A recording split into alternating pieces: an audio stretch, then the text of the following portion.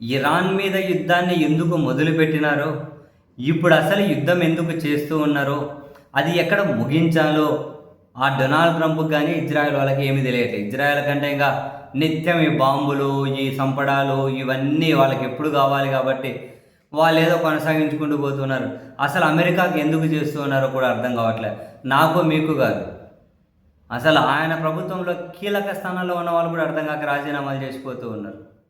అరే మనం ఇంత బలమైన వాళ్ళం, అందుకని చెప్పి ఇరాన్ కొమ్ములు మెడలు వంచకుండా కనుక వెనక్కి వస్తే పరువు పోతుంది ప్రపంచం ముందని, ప్రపంచం ముందు పరువు పోతుందని చెప్పి వాళ్ళు ఏదో కాపాడుకోవడం కోసం అని చెప్పి విచ్చలవిడిగా ఇరాన్ మీద ఏవంటే ఆ బాంబులు ఎత్తున్నారు, విరుచుకుపడుతూ ఉన్నారు.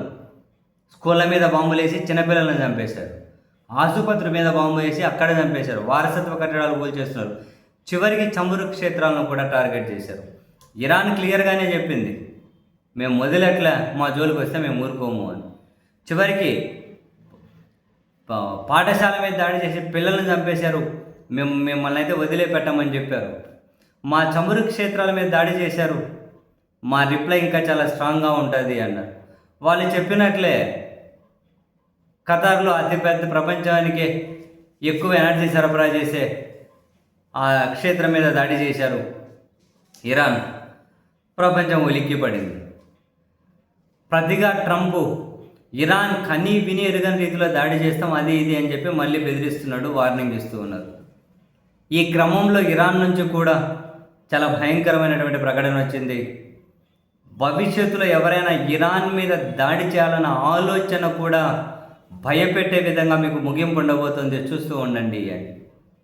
ఇటువంటి పరిస్థితుల్లో న్యూయార్క్ టైమ్స్తో పాటు చాలా పత్రికలు సంచలనమైన కథనాలను రాసుకుంటూ వస్తూ ఉన్నాయి.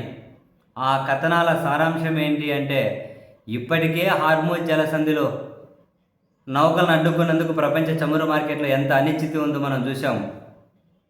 అంటే ఎర్ర సముద్రంలో బాబెల్ మాండేట్ ఏదైతే ఉందో దాన్ని కూడా అడ్డుకోబోతున్నారు. ఇంతకు మించి మరో సంచలనమైన నిర్ణయం ఇరాన్ తీసుకోబోతూ ఉంది. అదే జరిగితే కోవిడ్-19 ఏదైతే ఉందో దానికంటే మించి భయంకరమైన సంక్షోభం ప్రపంచాన్ని చుట్టుముట్టబోతోంది అని న్యూయార్క్ ఒక సంచలనమైన కథనాన్ని న్యూయార్క్ టైమ్స్తో పాటు చాలా పత్రికలు రాసుకుంటూ వచ్చాయి. దానికి ఇరాన్ సిద్ధంగా ఉంది ఆ టార్గెట్కు అని. ఇంతకు ఆ టార్గెట్ ఏంటి? హార్మూజ్ జలసంధిలోను, ఆ పక్క బాబెల్ మాండేట్ ఆ జలసంధిలోను సముద్ర గర్భంలో కేబుల్ ఉంటాయి కదా, ఇటు ఏషియాకు, అటు యూరప్కు, ఇటు పశ్చిమ ఆసియాకు, మొత్తం అంతా కనుక ఇటు ఆఫ్రికన్ కంట్రీస్కి మొత్తానికి ఇంటర్నెట్ని తీసుకెళ్లే కేబుల్, సముద్ర గర్భంలో ఉన్న కేబుల్ ఉంటాయి కదా, ఆ కేబుల్ వైర్లను కట్ చేసే దిశగా, వాటిని పేల్చివేసే దిశగా ఇరాన్ సంచలనమైన నిర్ణయం తీసుకోబోతూ ఉంది అన్నది ఆ వార్తల సారాంశం. అదే జరిగితే ప్రపంచం కుప్పగూలిపోతుంది. కని విని ఎరుగనంత నష్టం. నీకేమి చమురో గ్యాసో లేకపోతే ఫోన్లో వెబ్సైట్లో కాదు, బ్యాంకింగ్, స్టాక్ మార్కెట్, ఏఐ, అసలు ఇది అనేది కాదు, మొత్తం ప్రపంచం కొలాప్స్. $1 బిలియన్ పెట్టుబడులు, డేటా సెంటర్లు, ప్రపంచ టెలికాం, నెక్స్ట్ డిజిటల్గా మార్పులు, ప్రపంచం ఊహించలేదు ఆ నష్టాన్ని అని చెప్పి న్యూయార్క్ టైమ్స్ కథనాలను చాలా అంతర్జాతీయ పత్రికలు రాసుకుంటూ వస్తూ ఉన్నాయి. ఇప్పటికే ఆ జలసంధికి అడ్డంగా ఇరాన్ సముద్ర మెరైన్లను కూడా అడ్డుపెట్టి ఉందట. వాటిని కనుక ఇరాన్ పేల్చితే మొత్తం ప్రపంచం కుప్పగూలిపోతుంది. అసలు నష్టం కని విని ఎరుగని స్థాయిలో ఉంటుంది. ప్రపంచం అంతా కనుక అతలాకుతలమైపోతుంది. కరోనా కంటే దారుణమైన పరిస్థితులు వస్తాయి అని చెప్పి, అండ్ ఇప్పటి వరకు కనుక హౌతీ లాంటి వాళ్ళు కూడా సైలెంట్గా ఉన్నారు అంటే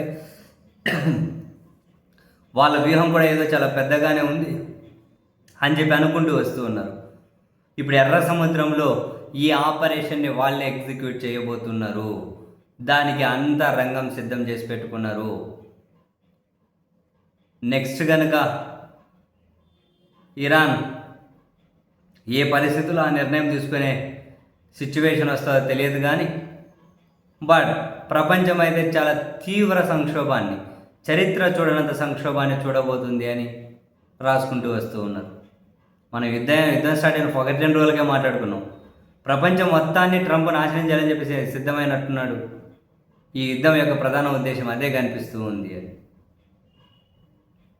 వీళ్ళ ఆటిట్యూడ్ని వీళ్ళు సాటిస్ఫై చేసుకోలేక ఏడంటే దాడులు చేస్తున్నారు. ఇరాన్లో నాయకులను చంపేసి ఇంకేదో మేము పై చేసి సాధించామనుకుంటున్నట్టున్నారు. అది కాదు, ఇప్పటికే ప్రపంచం ఇంకా కొన్ని సంవత్సరాల పాటు కోలుకోలేదు.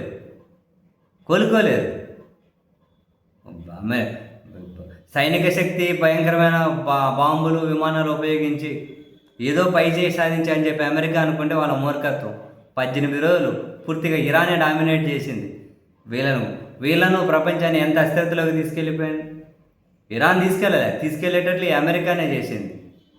ఇప్పుడు నిజంగా వాళ్ళు కనుక సముద్ర గర్భంలో కేబుల్లను టార్గెట్ చేస్తే కొలాప్స్. మొత్తం ప్రపంచ మార్కెట్లు కాదు, ఊహించలేము ఆ నష్టం.